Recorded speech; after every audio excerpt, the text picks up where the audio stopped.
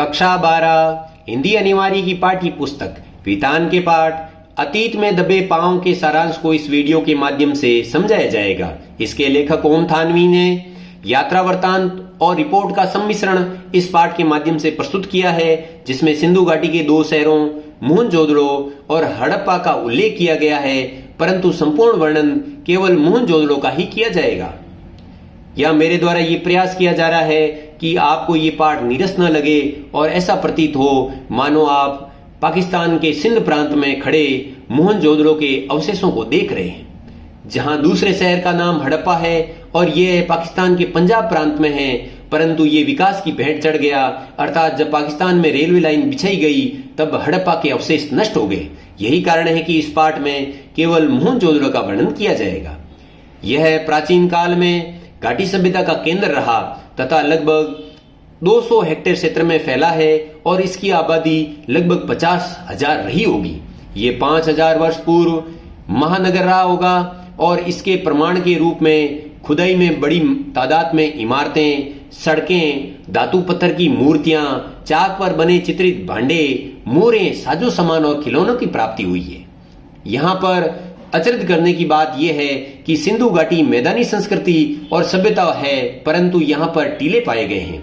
ये टीले प्राकृतिक नहीं बल्कि कृत्रिम हैं और कच्ची और पक्की ईंटों के माध्यम से बनाए गए हैं, क्योंकि सिंधु घाटी का आने वाला पानी इस क्षेत्र में डूब क्षेत्र पैदा न करे, इसलिए ये है कृत्रिम टीले बनाए गए हैं। और मोहनजोदड़ो का शाब्दिक अर्थ भी मुर्दों का टीला कहा जाता है।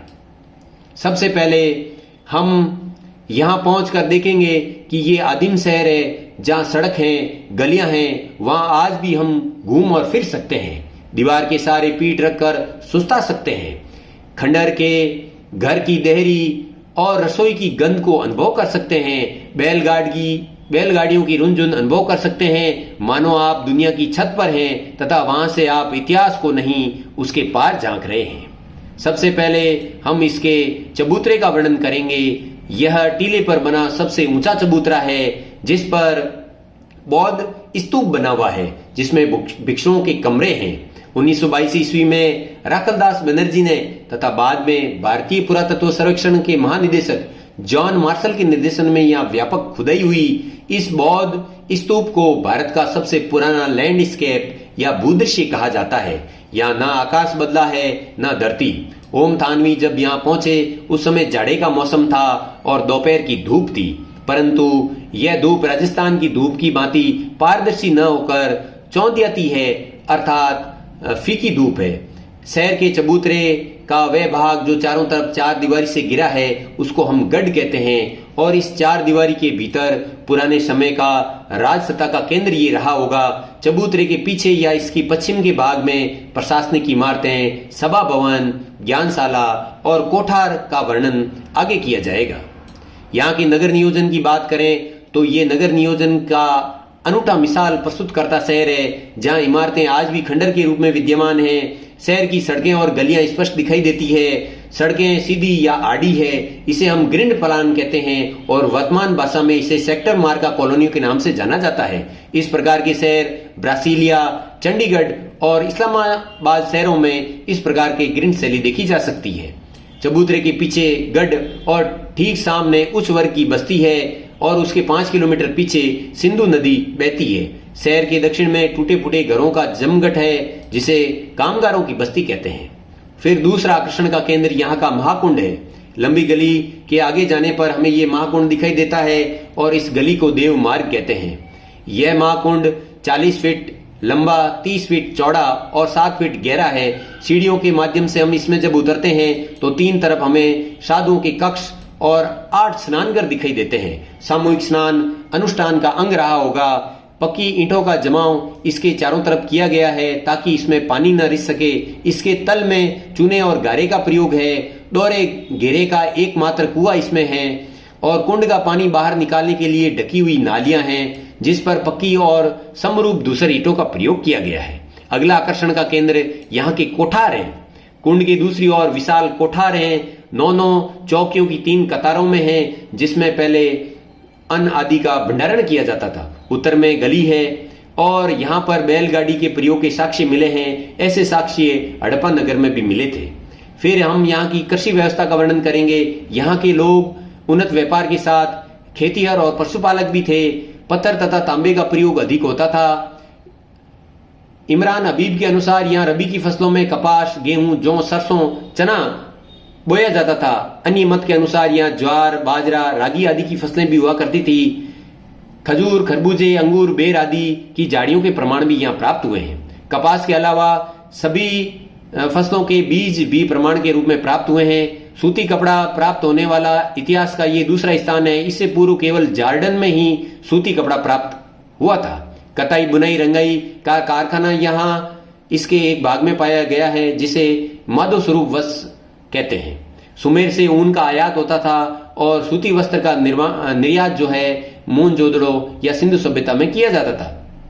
अगला स्थान जिसे हम कॉलेज ऑफ प्रिस्ट्स कहते हैं। महाकुंड के उत्तर पूर्व में लंबी इमारत है, बीच में खुला दालान है, तीन तरफ बरामदे हैं, छोटे छोटे कमरे हैं और यहाँ पर ज्ञानशालाएं हुआ करती थी।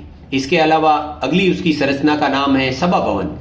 दक्षिण में भग्न इमारतें और 20 खंभों वाला एक हॉल है। शायद ये उस समय का सचिवालय या सभा भवन रहा होगा।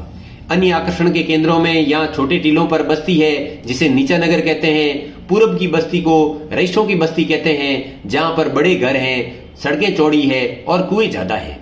इसके बाद यहाँ के अलग अलग क्षेत्रों को यहाँ उत्खनन करने वाले इतिहासकारों के नाम से संबोधित किया गया है, जिसमें सबसे पहली बस्ती जिसे डीके बस्ती कहते हैं ये दीक्षित काशीनाथ के नाम से जानी जाती है और दोनों तरफ यहाँ बस्ती पाई गई है।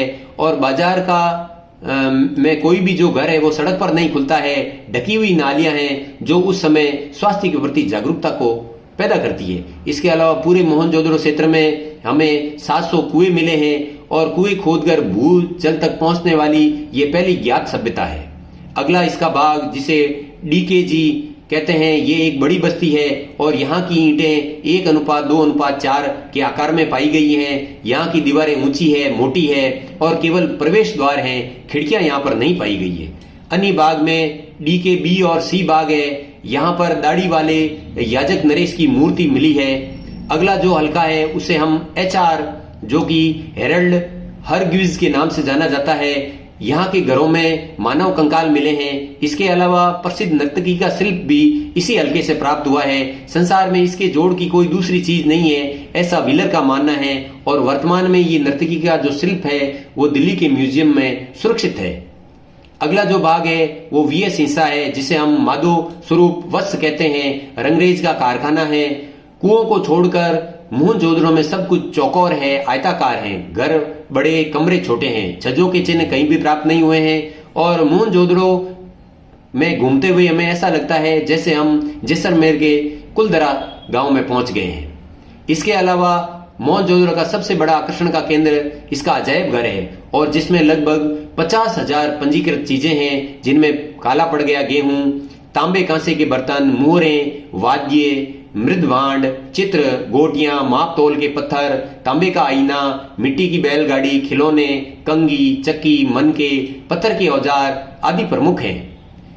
परंतु सबसे महत्वपूर्ण बात यह है कि यहाँ पर हथियार नहीं मिले हैं, अर्थात यहाँ पर सामाजिक प्रबंध व्यवस्था रही है। हड़प्पा में न भव्य राजप्रसाद है, न मंदिर है। यह राजपोषित न होकर समाज पोषित सभ्यता रही है। यहाँ के लोग कला प्रेमी हैं, परंतु वर्तमान समय में सिंधु नदी के पानी के रिसाव के कारण यहाँ पर सार और दलदल पैदा हो गई है और इसके कारण अब इसमें उत्खनन संभव नहीं है और खुदाई बंद कर दी गई है। और ऐसी स्थिति में इन खंडरों को सुरक्षित रखना भी एक बड़ी चुनौती है। इस प्रकार हम सिंधु सभ्यता के महत्वपूर्ण शहर का हमने भ्रमण किया है जिसका नाम है मोहनजोदड़ो। धन्यवाद।